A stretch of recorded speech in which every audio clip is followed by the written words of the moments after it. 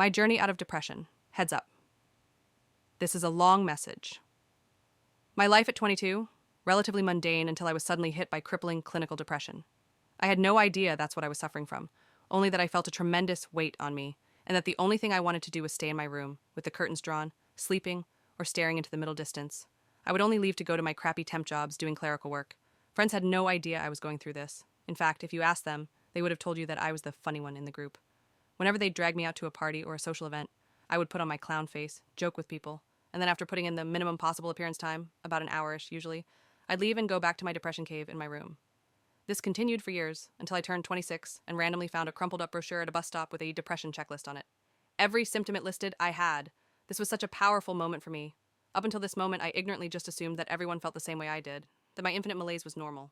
I quickly started Googling everything I could on depression, and got my doctor to refer me to a therapist. She got me to read The Depression Cure by Stephen Alardi. This book literally saved my life. Along with the other useful info in it, it gave me some basics to start incorporating ASAP. Fish oil at a certain dosage, daily exercise, 40 to 60-minute power walks is what I went with, and mindfulness. I also included the supplement SAME in my personal daily regimen. Within 10 days, I felt like a new person. I credit it to the SAME, but I'm not kidding when I say I woke up one morning and that weight wasn't there anymore. For the first time in a long time, I actually felt okay. I started making this subreddit part of my daily breakfast reading and decided to refocus my goals. Return to the world of dating, sex, relationships. Depression killed my sex drive. I lost my virginity at 21, and that was it. From the ages of 21 to 30, I had zero sex. And as my sex drive healed, I made it a priority to not ignore my sexuality any longer. 2. Improve my income from low five figures to six figures. No surprises, but working sporadic temp jobs doesn't really bring in mad money. 3.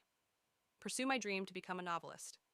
I've always been interested in fiction, and I've written random short stories from time to time, but never took it seriously. So, where am I today? 1. Sex and relationships.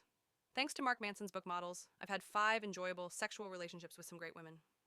I managed to have all these between the ages of 30 and 31. Just turned 31 back in February.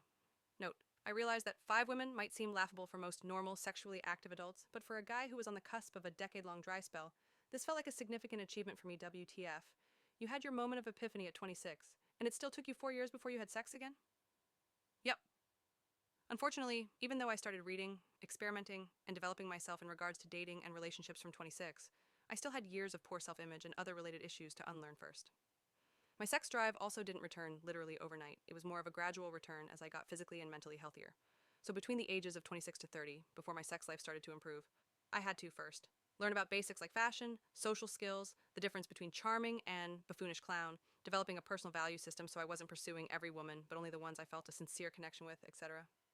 For whatever reason, after a few years of sporadic and shitty first dates, only first dates, I never had a second date until I hit 30, everything suddenly clicked for me, and I found myself being able to initiate and communicate with women I was interested in without too much self-doubt. I was also able to genuinely enjoy conversation and interaction with women without any expectation whatsoever. When I think back at the boy I was at 21, I feel totally ashamed. Ashamed of the negative self-image I carried, ashamed of all my limiting beliefs, and uber ashamed at the horrible quasi-red pill perspectives on women, relationships that I had somehow managed to internalize. 2. Raise income to 6 figures. Still working on this one. I did, however, manage to stop saying no on behalf of employers. Before, when I looked at listings for better paying jobs in my industry, I would always read the requirements and discount myself by saying stuff like, no point putting in an application for this, I don't have all the skills they want.